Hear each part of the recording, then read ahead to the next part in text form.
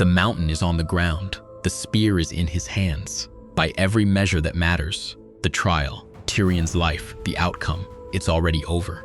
So watch what he does instead. Longsword is a bad option in close quarters. Notice this. He didn't wait to be threatened. By the time the Lannister soldier reached for his sword, the blade was already there, already at the wrist, already calculating the geometry. Quite a lot, I'm afraid. So many veins in the wrist. That line is not cruelty. That is a man who has already run the room. He sees a situation the way you see a chess position. Not as it is right now, but as it will be in 3 moves. And he has already made those moves before you've registered. There's a game happening. This is the thing everyone misses about Oberyn Martell. Everyone remembers the wit, the appetite, the ease he carries into every room. What they miss is the speed underneath all of it. Not physical speed alone, something older. Something that gets built into a person when the world teaches them. Young, that violence always arrives, and the only question is whether you've already responded before it does. He arrived in King's Landing before dawn, before any welcoming party, before any official escort. Not a man for ceremonies, not a man who waits. Think about what that tells you about how he reads the world. Every room he walks into, he has already assessed the exits. Every conversation he enters, he has already located the blade. Not because he is cruel, because he is someone who learned, at a cost we'll come back to, that the world does not give warnings. And so Oberyn Martell decided, at some point long ago, that he would always be the one who moves first. The question this video is going to answer is what happens when a man built entirely around motion finally arrives at the place he has been heading his whole life. Tell your father I'm here. He didn't come to King's Landing for the wedding. Think about what it actually takes to say this. He is inside the most powerful city in Westeros, inside the Lannisters' own walls, surrounded by their soldiers, their spies, their architecture of power. And he sends a message to the most powerful man alive. I'm here, and I remember. Most people who carry a wound this size learn to fold it away. They build a life that accommodates the loss but doesn't run on it. They find something else, children, ambition, pleasure, to fill the space where the grief lives. They keep moving but not toward anything, just away. Oberyn moved toward. Tell him the Lannisters aren't the only ones who pay their debts. Just before this, he tells Tyrion the whole story. His sister Elia, her marriage to Rhaegar, the children she nursed herself, wouldn't let the wet nurse touch. The war that started when Rhaegar left her. The war that ended here, in this city, with a Lannister army walking through the gates. He doesn't perform grief when he tells it. He doesn't break. He delivers it like a man who has rehearsed it. Not out loud, not with anyone, but inside, alone for 17 years. The same sequence of events, laid out with the same precise clarity every time he has run through it in his mind, which has been often, constantly, without stopping. That is not a man who has processed a loss. That is a man who has been feeding a fire. King's Landing isn't a destination. It's the only place left where the account is still open. And Oberyn Martell is not here to attend a wedding. He is here to collect. When it comes to war, I fight for Dorne. Every man builds a philosophy. Most of the time, it's just a story they tell to justify how they already live. They arrive at a behavior first, and then they construct the reasoning afterward. Oberyn's is different. His isn't a justification.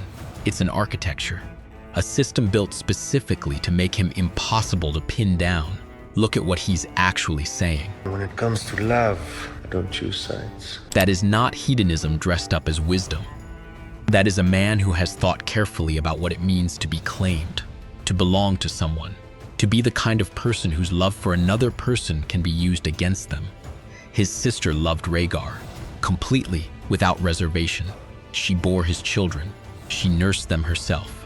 She was bound to him, and that binding was the thing that made her destroyable. When the war came, it came for her specifically because of what she was to someone else. So Oberyn built an identity in which desire flows in every direction and binds in none. The man who wants everything and belongs to nothing can't be taken, can't be leveraged, can't be made to watch someone he loved be erased from the world, because of what that love made them to someone powerful. Its armor dressed as pleasure, and for years, many years, it worked. He moved through the world untouchable, ungrievable, always moving, never arriving long enough for the world to find the exact coordinates of his heart. But here's what armor does. It doesn't heal the wound. It just keeps the wound from being pressed on. And Oberyn has been carrying this one for 17 years. Of course I blame you.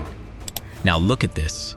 He is standing in a room with the man he holds responsible for his sister's murder. He has no weapon, no guards within reach, no political cover that would protect him if this went wrong.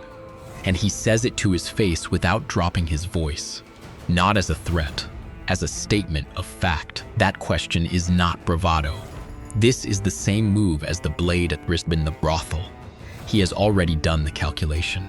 He knows Tywin will not touch him in this room, not because Tywin is merciful, but because Tywin is rational.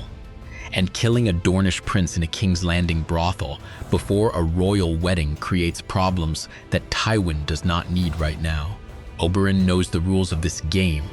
He knows them so precisely that he can walk to the very edge of the line and speak the truth plainly and know, absolutely know, that he will walk back out. But here's what this moment is really about. It is not a negotiation. It is not positioning.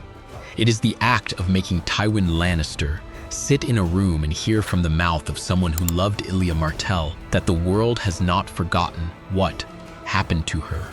That is not something a man does for political leverage. That is something a man does because he has been waiting 17 years to say it directly to the right face. And watch what Tywin does. He doesn't flinch. He doesn't apologize. He pivots immediately to utility, the trial, the council seat, the arrangement. He converts the confrontation into a transaction. Oberyn lets him, because the transaction is going to hand him exactly what he came for. I named her after my sister, Elia. Up until now, you have seen the architecture, the philosophy, the precision, the system he built to stay in motion and stay untouchable. This is the moment the architecture shows its seams. He's talking about a little girl, his daughter, and just saying her name changes something in his face that all the wit and the armor and the forward momentum cannot quite cover fast enough. But I can't say it without turning sad. And then, immediately, And after I turn sad, I grow angry. tells you the entire psychology in 2 sentences. Sadness is a still place.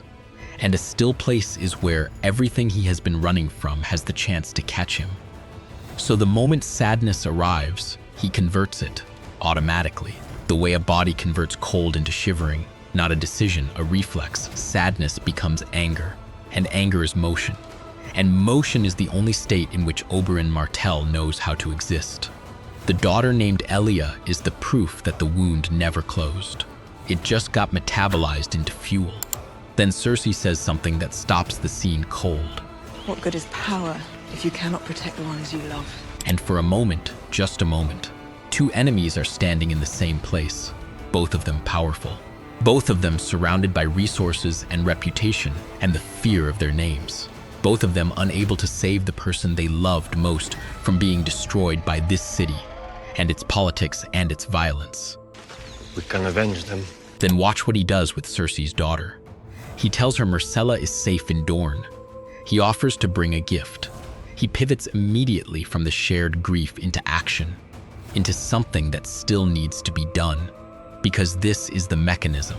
Every time the wound opens, he closes it with motion, with a task, with a direction. He can't sit in the grief. He never could. The armor goes back on, and the whole machinery of Oberyn Martell continues its 17-year trajectory. We don't hurt little girls in Dorne. Everywhere in the world they hurt little girls. He knows, he has always known, that is the weight he carries into every room.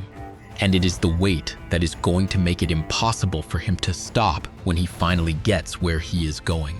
With him, Prince Oberyn of the House Martell. Tywin offers him a seat at the judge's table, and Oberyn takes it. Tywin thinks he's making a transaction.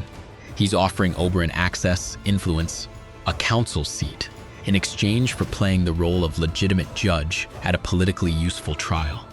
In Tywin's reading of the board, Oberyn is a piece being moved into position, But watch what Oberyn is actually doing. He has been in King's Landing for days. In those days he has walked into a brothel and put a blade through a Lannister soldier's wrist, delivered a message to Tywin through Tyrion, sat across from Tywin in a room and said, "Of course I blame you," without flinching, walked through the wedding in plain sight, navigated every social arrangement this city could throw at him. Every single move has been a piece of the same long machine, not improvised, not reactive, constructed. Now the trial by combat is announced. And the Mountain, the specific man who killed his sister's children, who raped her, who split her body, is going to step into a ring as champion of the crown. Sanctioned, unavoidable. In front of the city, Tywin handed him this. The system he designed to manage Oberyn has just delivered Oberyn the exact thing he came for. That's what you need to understand about how this man operates. He is not playing Tywin's game. He has been threading his own needle through Tywin's game, and the needle has just come out the other side. The seat at the judge's table was never about the verdict. It was about getting into the same room as the Mountain with a legitimate reason to be there. Our father brought me and my sister a visit to Casterly Rock. This is the only time in the series you see it without the armor. Not the philosophy, not the precision, not the anger that burns off the grief before it can settle. Just the story, told quietly, in a dungeon, to a man who has no power left to offer him anything. He was a child. He came to Casterly Rock expecting a monster. Everyone on the road from Dorne had been talking about it. The creature born to Tywin Lannister, terrible to look at. Some kind of omen made flesh. And Oberyn came the way children do. Curious, half afraid, braced for something that would confirm everything the adults were whispering. That's not a monster, I told Cersei. That's just a baby.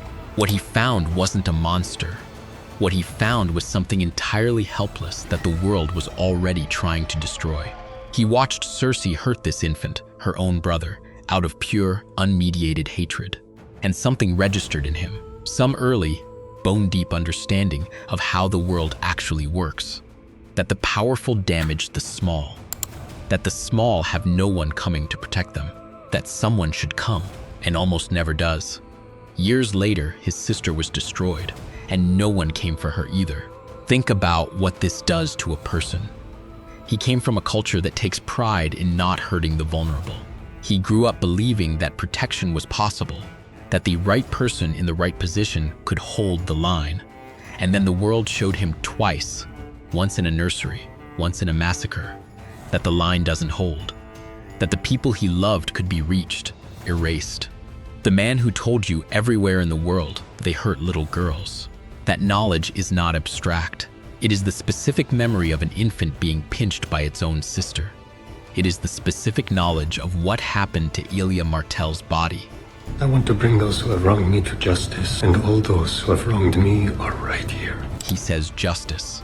But listen to the shape of what he means, not a verdict, not a sentence, not an institution, the Mountain in a ring. Tywin's name spoken out loud, Ilya's name spoken by the man who killed her. That is what he needs, not as a legal outcome, as a fact, a spoken, witnessed, undeniable fact that Oberyn Martell existed and was murdered, and the world is going to hear it said. I will be your champion. He doesn't say it triumphantly. He says it like something that was already decided before he walked in. Wait, you're dying. It's done. The Mountain is down. The fight is won. Tyrion lives. Stop. He can't stop. No, you can't die yet. That sentence, that one sentence is the whole man. Not finish it. Not it's over. You haven't confessed. He needs the Mountain to say it. Out loud. In front of witnesses. In this city. The city where Ilya was killed and the story was buried and Tywin walked away clean. He circles. Say her name. Oberyn Martell. He gets closer. The Mountain is still breathing, still capable, and Oberyn is leaning in. This is not a mistake. This is not a lapse in discipline. This is 17 years of a particular kind of motion arriving at its only possible destination. The man who converted grief into anger and anger into forward momentum. What does that man do when he finally gets close enough to the wound? He can't let it end quietly. A quiet ending means Ilya's name is still not spoken by the right mouth. A quiet ending means the truth dies with the mountain instead of being extracted from him. A quiet ending means Oberyn gets the victory, but not the thing the victory was always supposed to deliver. So he leans in, he gets closer. He demands the confession, demands Tywin's name, demands everything he came for. The mountain's hand moves, and the whole architecture, the philosophy, the armor, the 17 years of forward motion collapses in 1 second. Oberyn Martell! Mountain says it. For 3 seconds, Oberyn has everything he came for. And then he doesn't have anything at all. Wait, you're dying. You've seen this before. The very first thing. The man who already won. The man who wouldn't stop. Now you know what the circling was. It wasn't recklessness. It wasn't arrogance. It was a man who had been in motion for 17 years, arriving at the only ending his psychology was ever capable of writing. A man who converted grief into anger, anger into armor, armor into a system that kept him moving. Right up to the moment that forward motion became the thing that killed him. The circling wasn't hesitation. It was the destination.